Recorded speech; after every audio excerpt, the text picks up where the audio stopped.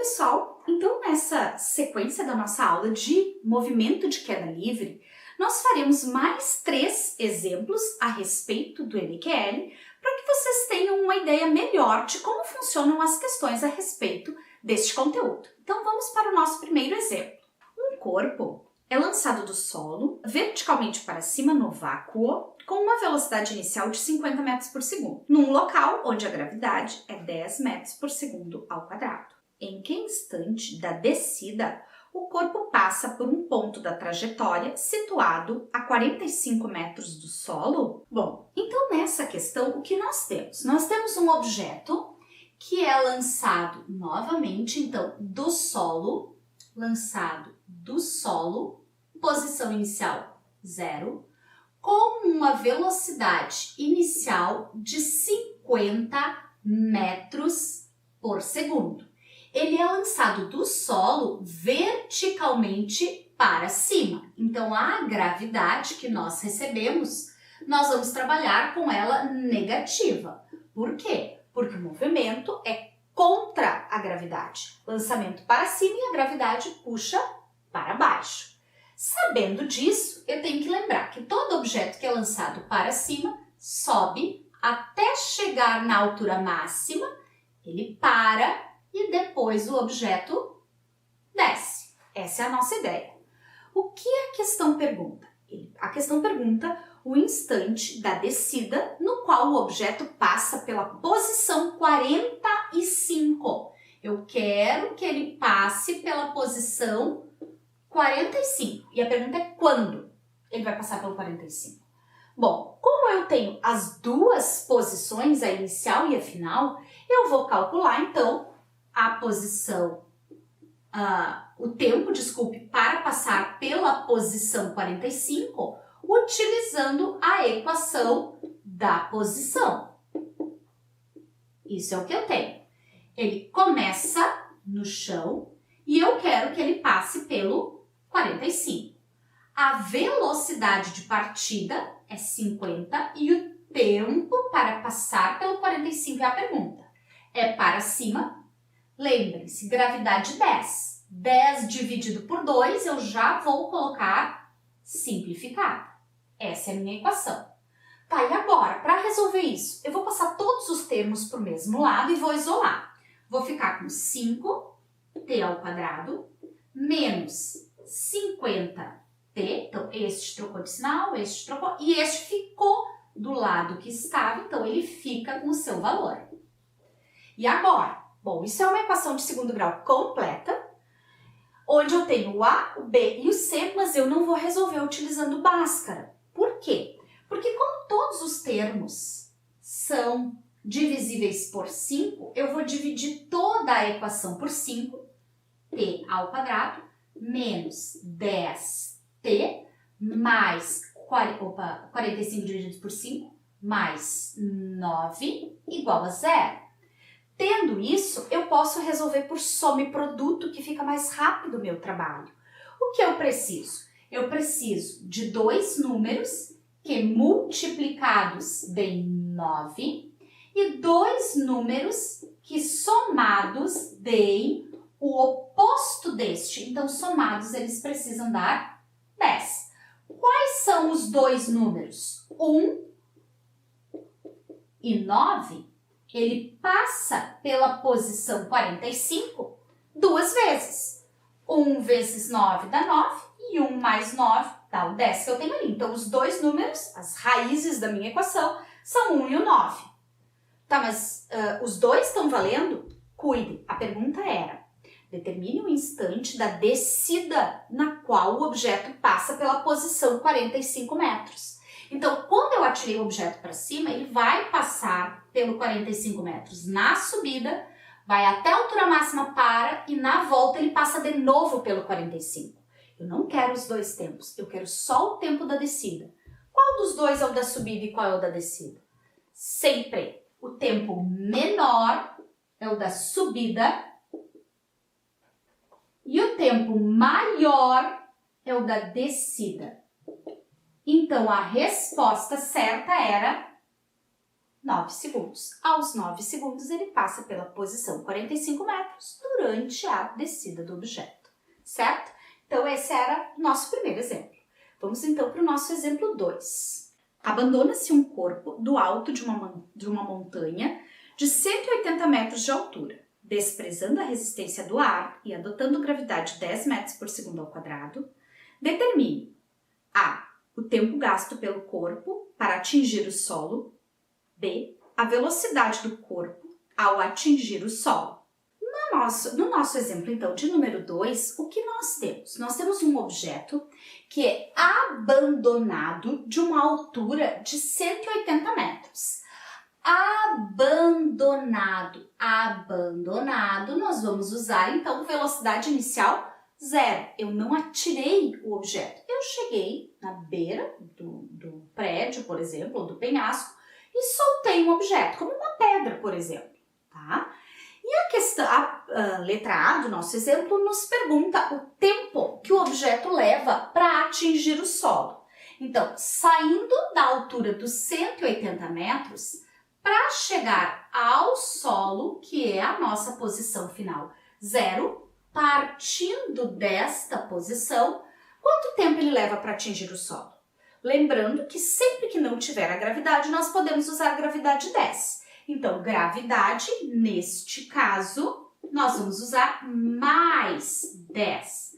Mais 10, por quê? Porque neste caso o objeto tem só descida. Quando o movimento só tem descida, então é a favor da gravidade positiva. Porém, este exemplo eu escolhi de propósito. Gente, nós precisamos tomar muito cuidado com essa questão, tá? É uma questão específica. Sempre que nós trabalharmos com objetos que só têm descida e, para fazer o cálculo da letra A, eu preciso tempo, e eu tenho as duas posições, eu vou usar a equação da posição. Mas nós vamos ter um problema na resolução. Eu vou deixar o problema acontecer para que vocês possam, então, analisar o que eu vou fazer para conseguir chegar na resposta. O que eu tenho? Eu tenho um objeto que parte do 180 e precisa chegar no chão. Ele é abandonado e eu quero saber o tempo que ele leva para chegar no chão. Ele está descendo, então a gravidade é 10, dividida por 2 é 5, t ao quadrado. Como esse termo cai fora, eu posso resolver essa equação de segundo grau por isolamento. Se eu passar o 180 para o outro lado, eu fico com 180 negativo, igual a 5t quadrado. Se eu passar o 5 para o lado de cá, para esse membro, ele vai passar dividindo. 180 divididos por 5 dá menos 36. E para terminar a questão, eu tenho que passar esse quadrado para o lado de cá em forma de raiz. E aí nós vamos ter um problema. Por quê? Porque não existe raiz de número negativo, não existe raiz quadrada de números negativos. Em número real, não. Aí então vocês vão dizer, bom, então ele não chega no chão. Gente, aqui nós vamos ter que fazer um arranjo matemático. Sempre vai acontecer isto nessa questão, nesse tipo. Questão que só tem descida. Se eu usar a equação da posição, eu preciso trocar o S e o SO de lugar.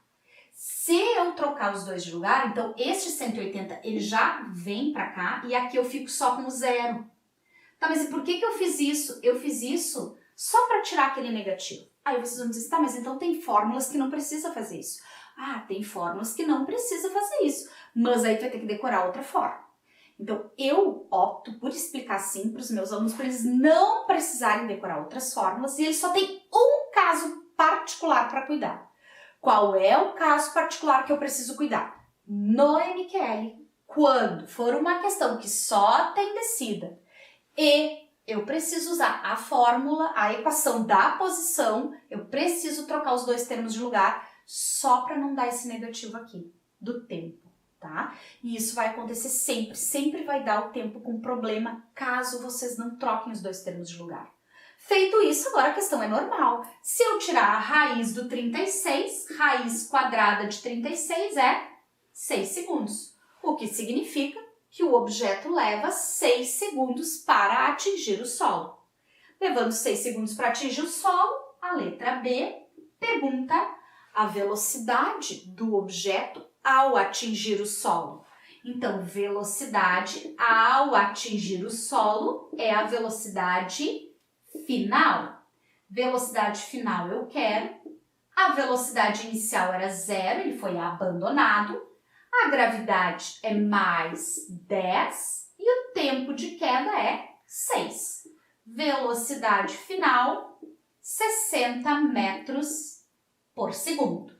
Aí alguns alunos que estão acompanhando a nossa playlist vão pensar assim, ok, mas no exemplo que a gente fez no vídeo anterior, a velocidade final do objeto quando chegou ao chão era negativa e aqui ela ficou positiva. Então tem problema? Não, calma gente. Naquele exemplo que nós fizemos no vídeo anterior, o objeto subia e descia. Havia inversão no sentido do movimento. Então eu tinha velocidades positivas na subida e negativas na descida. Aqui isso não aconteceu.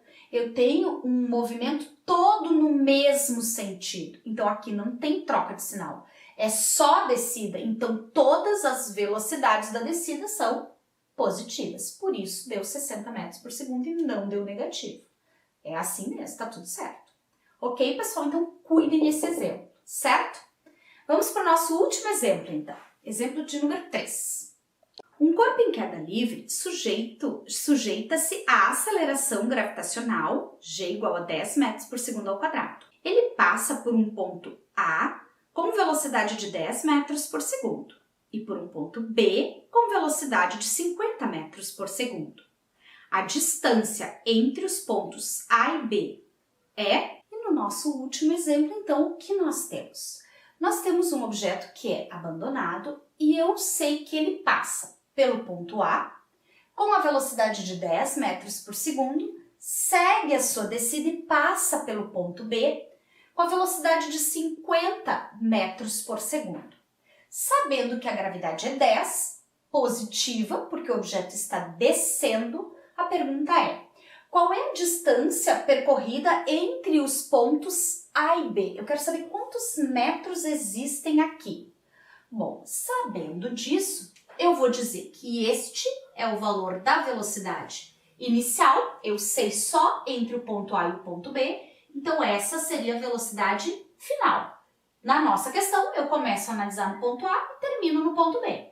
Vou utilizar a equação de Torricelli para esta questão. Por que a equação de Torricelli? Porque é uma questão onde eu não tenho tempo. E a única equação que eu tenho para usar quando não tem tempo é a equação de Torricelli. Eu sei a velocidade com a qual o objeto passa no ponto A, 10. Sei que ele passa no ponto B a 50.